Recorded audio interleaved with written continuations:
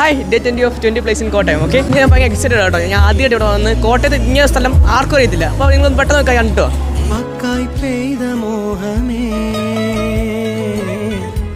ഓണറ്റും കഴിഞ്ഞ് വട പൊരി പരിപ്പുട എല്ലാം ഇഷ്ടമാണോ? അന്നേരം ഇങ്ങോട്ട് വന്നേക്ക്.